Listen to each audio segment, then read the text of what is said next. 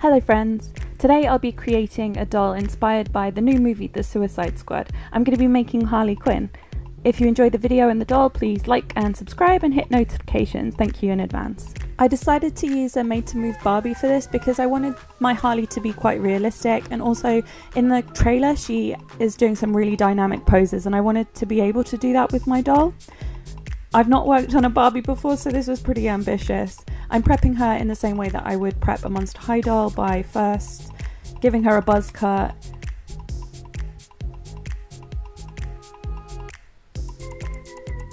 then heating up the vinyl of her head so it's easier to take it off. Because I haven't worked with a Barbie before, I'm a little bit concerned about what her neck peg is going to be like, so I'm going slow and trying to make sure to look at it. In the end it was exactly the same as a Monster High neck peg. I used a screwdriver to scrape all of the hair plugs from inside the head.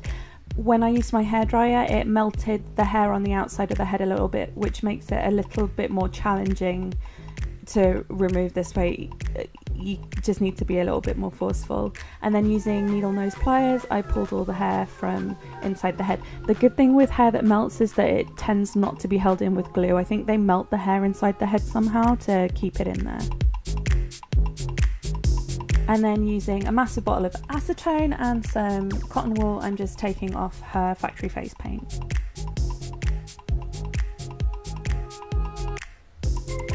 I squished the head around to make it easier to get into the nooks and crannies of the face. And once all of that paint is gone, then I give her head a wash with warm soapy water.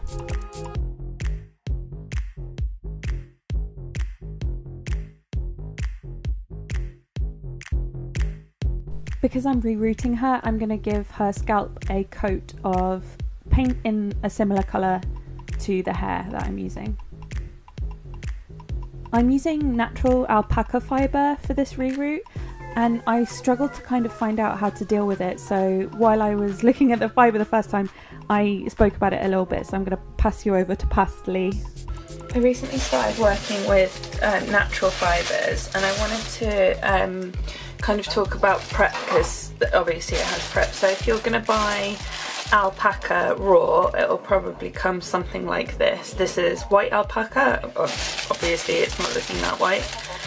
And I just want to talk about kind of how I go through it. So very first of all, you want to pull the locks out. This is not got very long pieces because it was kind of quite an early shear. So to find like a lock, it's going to be kind of tapered.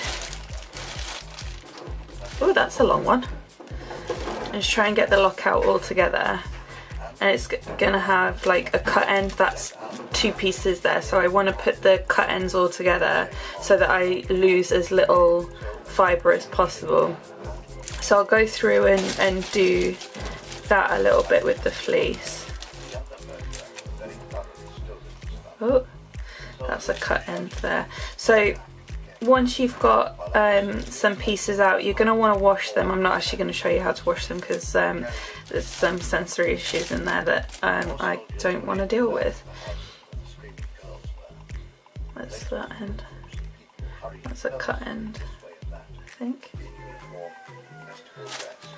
I try and put them back together. It'll be tapered. If you're really struggling, it's harder to tell when it's dirty, but if you're really struggling, you can run your fingers down the fibre one way and it'll feel smooth one way, but if you run it the other way it'll feel rough because the hair has a cuticle like human hair. It is natural hair. So what I found with the fibre is there's two different kinds of dirty. There's either like dry dusty dirty or kind of greasy wet dirty. So if it's dry dirty, then you'll probably only need to wash it once. So what I do is put some wool detergent in some water, rinse it through, kind of put it through your fingers to get all the dirt out, and then rinse it under cool water and then let it dry. but if it's greasy dirty, this is greasy dirty. I wash it once with fairy liquid because that's a degreaser, right? Rinse it, and then while it's wet, I don't wait for it to dry, there's no point. I'll wash it again with a wool detergent, and so then you let that dry and you'll have something like this. So these are all, hang on, let me grab a bit to compare. So this is from the same fleece, so obviously quite a lot lighter. I couldn't get all of like the colour one colour, it's always darker at the ends for me. And then what you want to do is brush it. I use a tangle teaser rather than a cat brush, because I find it goes through a little bit easier. Just brush it through. That doesn't look, yeah. So try and get the ends lined up so I don't lose too much. Brush it through and then straighten it. You might find that there's some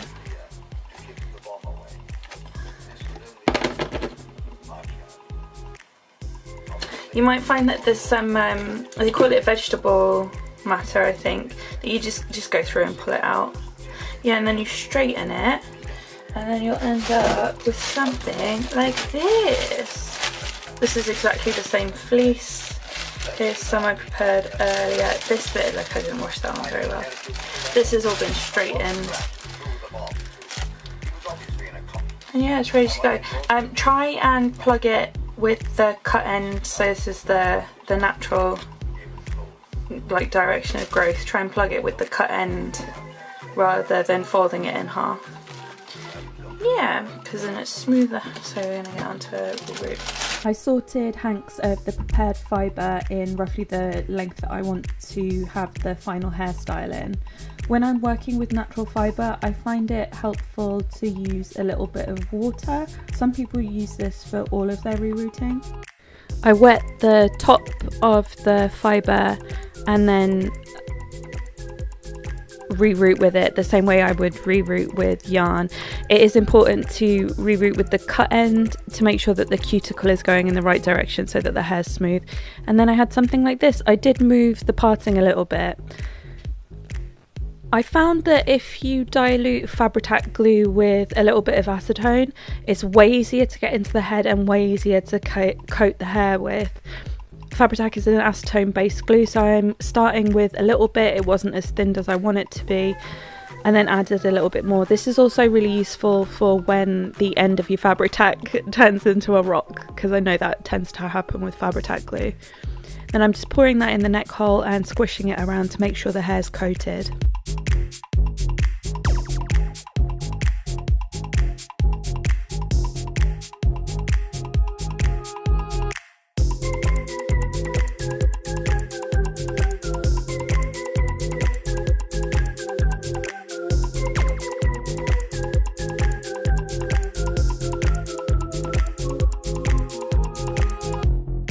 And then I'm using the end of a paintbrush just to make sure that it really is touching all of the hair in there.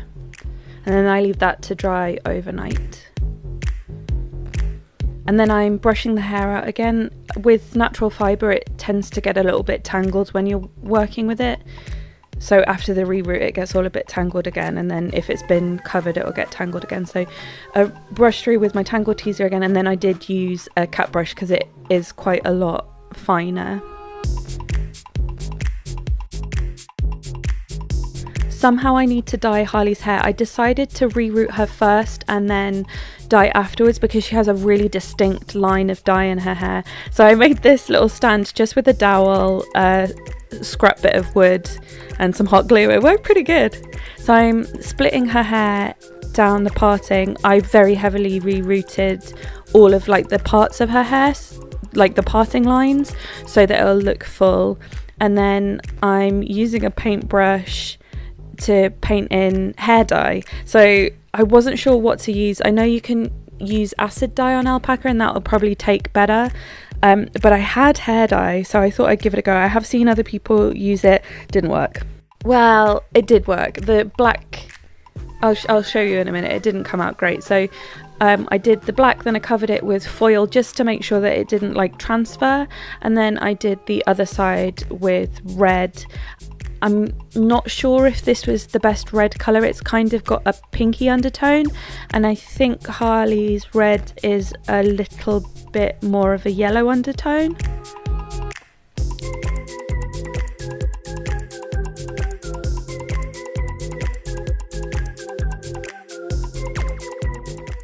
I let that sit for a bit for the colour to take, and then washed out one side at a time. The red side I was really happy with. The black side I kind of wish I'd left as it was, but it wasn't like as dark as I was hoping it would be, because like in this movie her hair is really, it is black and red. But yeah, it came out kind of purpley. Ooh. So my other idea for dyeing the hair was to use Sharpies. Like, I know that you can do this on acrylic yarn. I've done this before on synthetic hair, but not to this extent, and I've only done the roots. So I used Prismacolor, which is an alcohol based ink. I don't know if it should have been a Sharpie.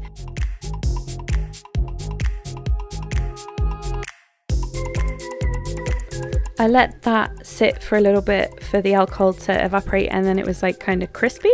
So I brushed it out, and then I thought, okay, the third way I know how to dye hair is with pastel. So we'll try pan pastel, and it kind of worked and also kind of didn't.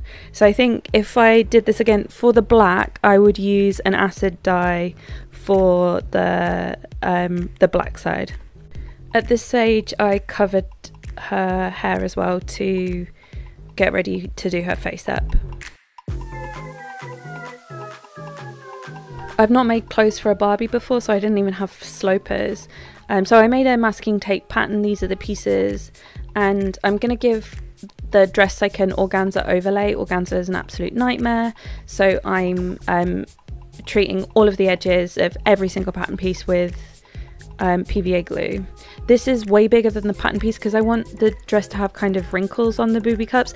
I had no idea what this dress was actually like. The production photos were not super clear, and obviously the film's not come out yet. I'm posting this like the day that this is released theatrically, so I couldn't quite see. And today, as I'm filming this, I found some action figures of this version of Harley, and she's wearing a wrap dress, and I thought it was like a bustier kind of dress, which it wasn't. So again, with the bodice piece, it's getting an organza overlay. So I talked about this technique when I was making my mermaid tails. I found out what a hot knife was, and it just made so much sense to me. It's how fabric is kind of treated so that you don't have to hem the edge of something like this, something like organza, but I can't afford a hot knife, they're really expensive. So I use this soldering iron with this specific single nib, so that I don't use this one for electricals, this one's just for fabric. And then using the ruler, I'm waiting for it to heat up and then steadily going next to the ruler to create these strips. The soldering iron cuts the fabric and then seals the edges as well, so I don't have to hem anything.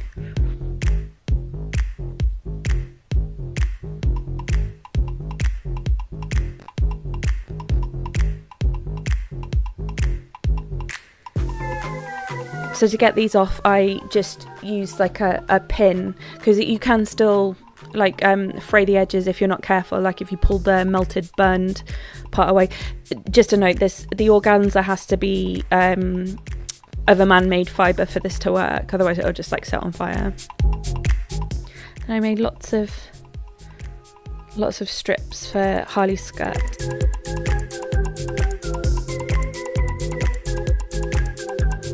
So this is a Frixion marker, which is like the best thing for sewing. I started using these in Japan.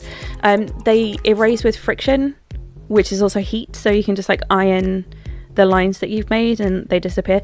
If they get very, very cold, they will come back, but she's not going in ice, so it's fine. So this is a way that I learnt to sew darts that is super easy.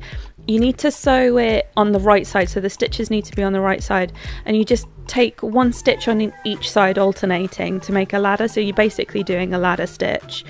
Try and do it even. I do this on human clothes as well. It's such a good tip. I think I found it watching historical costuming on YouTube, which I am obsessed with.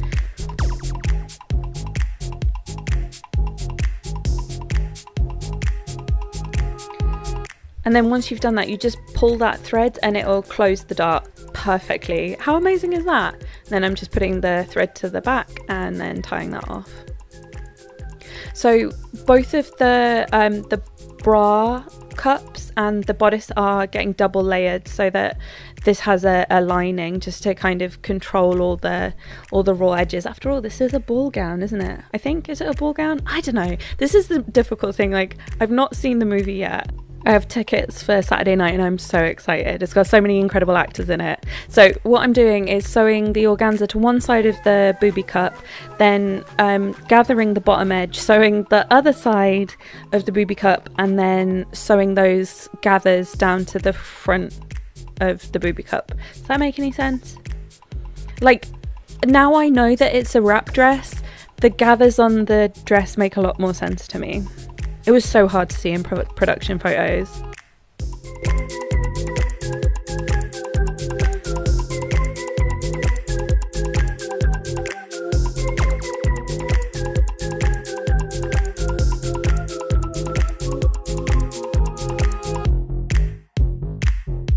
I lost a bit of footage here, but I did want to explain how I constructed this dress because I think it might be helpful. So I started with the organza covered booby cup facing me. I then added the strap facing down, and then the side straps, because she has like little bow sleeves on the edge that will be on the outside of the dress. Then I added a booby cup that has no organza, sewed that together to make a sandwich, and then if you like pull the strap, the top strap, it will then right itself and you'll have like this perfectly lined very crisp booby cup. I'm so sorry that I didn't film this. I am going to release this pattern and one that's very similar to it, so I might make a video explaining this because I do think it's pretty useful. And we're doing a similar thing with the rest of the bodice as well. So taking the organza coated cotton, we're then putting the booby cups, organza, touching organza with them down, adding the unadorned piece of the bodice and then sewing around the edge and then pulling that out right way as well, so that it just encloses all of the raw edges, and it's a very clean finish. So the ruffles on the dress need to be gathered, but I didn't want to pre-gather the strips because it was just going to take forever. So what I did was, as I was sewing on, I'm using my thumb on my left hand to like push a little bit extra of the organza under my needle, so I'm gathering it as I sew. Oh my gosh, I think it took like 3 hours to add the ruffles, but I think they look absolutely stunning. I love how this dress turned out.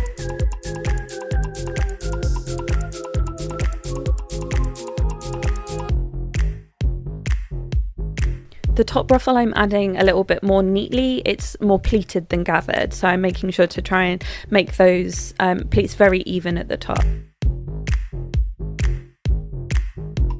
And I just sewed the bodice and skirt together, right sides together, and then sewed up the back. So that's how the dress is. And again, with the production photos, when I was trying to figure out what this dress looked like, I saw a GIF and I was like, well, why is it sparkling? Because it's covered in rhinestones, or is it? I don't know. Anyway, so I'm cutting the hole out of this dress. I think this dress starts out as an evening gown and then gets ripped or something, or because she needs to be badass. I don't know. What's your guess? Probably as good as mine. But yeah, so because I'd seen that GIF of the dress being rhinestoned, I coated the dress in rhinestones. I don't know if it was just like an addition to the GIF that's not actually there, or whether it's totally covered in rhinestones, because I think the dress with or without rhinestones is so Harley anyway. It's a very Harley dress. I love this dress so much.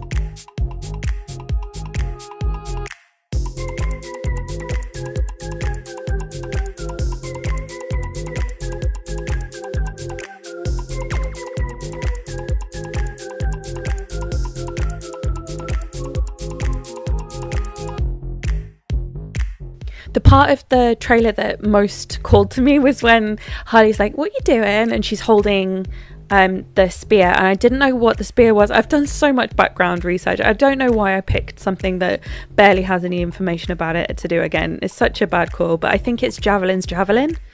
Yeah, Javelin's Javelin. The character called Javelin has a weapon that is a javelin. So I had a look at pictures. There's only a few. It's very hard to see. It looks like it has a leather wrapped handle. So what I'm doing is I'm using polymer clay and attaching that to like a skewer that I've sharpened the ends of.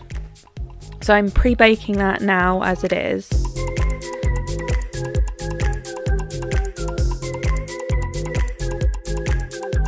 And either side of that leather handle, there's like gold thingies. I don't know. It looks like they have an upside down baby on them. I didn't add that because it weirded me out too much. I just kind of, yeah. I tried to make the shape similar to what I could see in the production photos, and then I baked that again.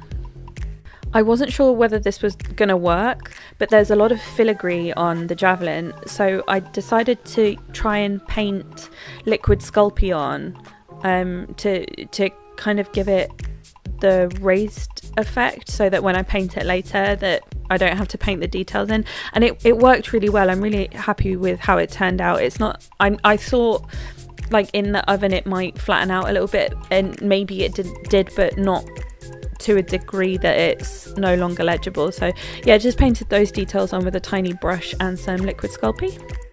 Again, the production images, they were really low quality, so I'm not sure whether the like main body of the Javelin was metallic or wooden, but I decided to go with like an antique brassy colour, and then I'm painting the leather handle as well. I edge highlighted that but forgot to film that well. And then the tips are silver, so I gave them a black base coat, and then I'm using like a darker colour that's kind of wet to bring out these details, and like wiping off only what had caught on the details that I'd painted, so it should give it like a shadow without having to go in there and like paint all the individual shadows. So this is acrylic medium, and I googled and it said if you mix mica powder and acrylic medium it makes metallic paint. So here we are. I have the mica powder. I used, it said ash colour, which is grey, and then black silver, so I mixed those two to kind of try and make a pewter colour. And then I like dragged a little bit of just plain gold over the details that I'd painted with Sculpey to kind of bring the highlight out. And here is the Javelin. I think it turned out pretty cool. I think it was alright. It wasn't easy, but I think it's pretty good. When I bought these, they came off AliExpress and I expected them to fit Monster High, and then they arrived and I was like, well, that's a Barbie shoe. It even has a B on the bottom, but they came in useful because they're like actually perfect for this this project. They have a bit of detail on them, and I went back and forth between highlighting it or not, and in the end I did decide to dry brush them just to bring out that highlight. I think they're pretty Harley anyway. They're quite punk. I really like how they turned out. I think they're a really cool pair of shoes, even in their original orange.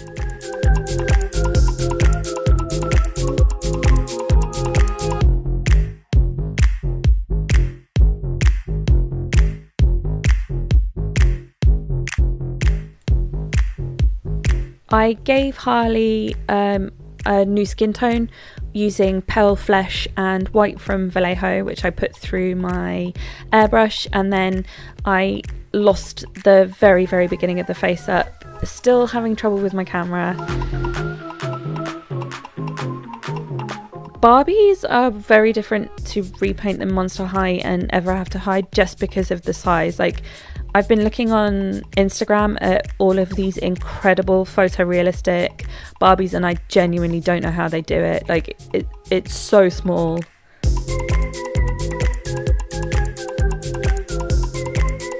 I don't feel like I can give advice about Barbie face-ups because this is literally the first one I've done, and I don't think I did a great job. So watch in the background while I tell you how much I love Harley Quinn.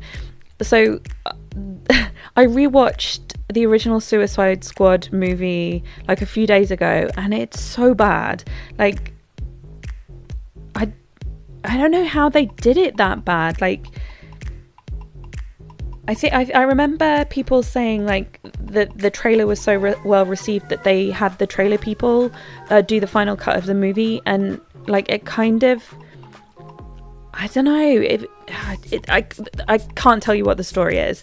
Like, why have they got this group of anti-heroes together and then one of the anti-heroes goes evil? I don't know, it just sucked. Literally the only good thing about that movie, I think, is the first time that June Moon, love the name, it's so ridiculous, June Moon turns into Enchantress, and like their hand comes out from the table and turns beautiful. Like, literally one of the best things I've ever seen in my life. But the rest of the movie is so bad. And with Harley's character as well, like rewatching it after watching Birds of Prey, I'm going to tell you how much I love Birds of Prey in a second, just like shows how massively objectified Harley was within her character and within the movie. She has property of Joker tattooed on her shoulder, like, and all of her outfits are so massively for the male gaze. Like, I think it's the shorts. Like, I do like her character design, but her shorts are ridiculous, and a lot of her tattoos are really ridiculous. Like, I don't like the one, I think it's Can I Tell You a Secret, with secret misspelled. It's like, but who did that and why is it misspelled? Because like Harley is super intelligent, right? That's the point. She's a psychologist or psychiatrist, I can't remember which one. But yeah, she's just like owned by the Joker in this toxic relationship. She has a couple of quippy one-liners that I really like, but overall I just found her representation really, really disappointing. But then I watched Birds of Prey recently, and then I watched it again the next day, and again the next day, and I just kept watching it. I loved it so much. Like, it's very clearly Harley being like her own character. And I know a lot of men said that they were like, oh, you made Harley unsexy again. And it's like, okay, she's badass, she's funny, she's intelligent. She doesn't need to be sexy for you all the time. And I think she looks beautiful in all of her outfits, and they make so much more sense. Like in Suicide Squad 1, she's wearing high heels to fight in. That's ridiculous. In the second one, she starts off in high heels and then loses them, right? And she's doing it in bare feet, which makes so much more sense to me. She does have a fight scene in a pair of roller skates, which I think is interesting because I have definitely been wearing roller skates before and thought I could end someone in these, and she does, and it's incredible. Love it. But she's so girl power in that movie, and she's very intelligent, and she talks about psychology, and then but is still chaotic evil or chaotic neutral. She I think she shifts a little bit between the two. But yeah, so in the new movie, honestly, I've got my fingers crossed. Like, I love this outfit because it's started out as a long gown. Found it in the production photos. It started out as a long gown, but then she's got to be badass, so either she's ripped it or it's ripped, or whatever's happened, it's a manageable length. She's wearing sensible shoes. She's wearing like Doc Martens or something. Like, oh, it's beautiful, it's sexy, just love it. Oh, I love it. I love the dress. I love this dress so much. She does wear like something like a leather suit as well for some ass kicking, which also makes sense because leather is going to give you a lot more protection, right? If you fall over or something. I don't know. I cannot wait to see this movie. Let me know in the comments what you think about Harley and if you're going to see the new Suicide Squad. I did sand her body before repainting it, but I still struggled with chipping. I decided to add her tattoos using like printed temporary tattoos. I saw somebody on Instagram doing this. I'm going to tag them in the down below because I thought it was such a genius idea, and I really love how the tattoos came out. These tattoos were images that I found on Google, but obviously they're her Suicide Squad 1 tattoos, which are a little bit different. So she doesn't have her rotten tattoo on her face anymore, and the one on her back is property of no one now instead of property of Joker, which I appreciate. And then the ones on her legs she changed in Birds of Prey, so I changed those myself. Then I'm adding blood spatter. I added it on her face as well. It was in the image that I was inspired by, so I thought I'd go with it, and it makes her look badass and I love it.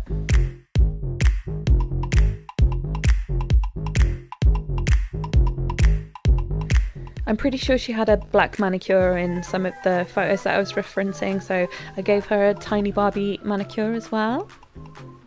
It's really cool to be working with Barbie. Like, I loved Barbies when I was a kid, but I felt, well, I was kind of bullied out of playing with them because anything femme I liked I was made fun of. But kind of now I'm allowed to like femme stuff, so I am. So this is how it turned out.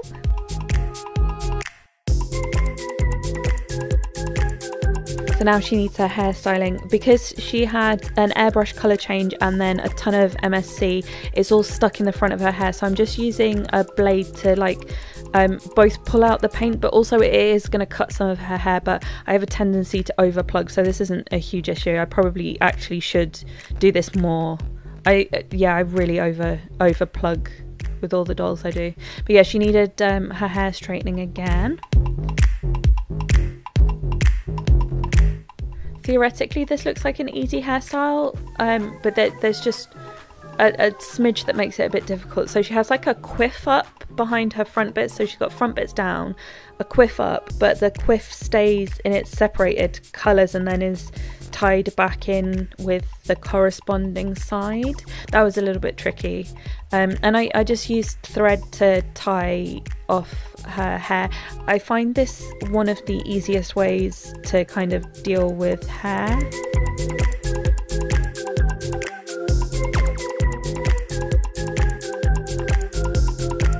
You can see all of that black coming off on my hands. I don't know if it's pan pastel or Prismacolor. Either is not ideal. And then I chopped her front bits. What do you call this, a fringe or front? I'm sure we used to say front bits in the UK. Her front bits. I trimmed her front bits and then put her in a spangly dress. Oh my god, I love it so much.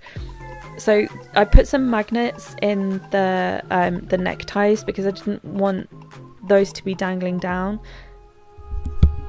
I was planning to use hook and eyes to close this, but I somehow don't have any. I thought I had some. So instead I decided to sew it up the back. I know I say that I don't sew clothes onto dolls. There is definitely a difference between sewing a doll into clothes and sewing them onto her. So if I do want to take this off, if I want to do a different version of Harley, I can cut this line of stitches and it's not going to damage the dress. These aren't structural stitches, it is just a closure, but it happens to be a sewn closure.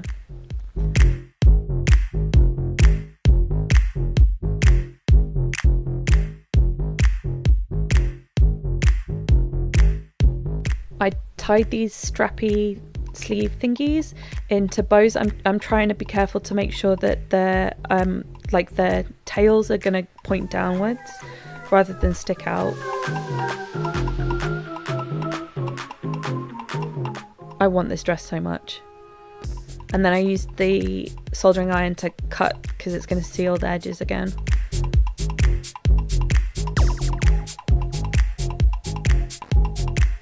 I love it so much.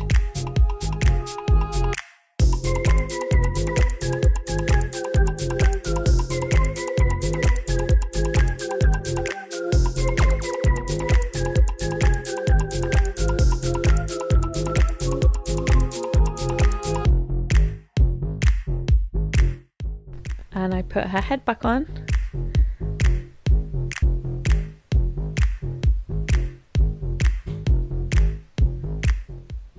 And then we went for a photo shoot.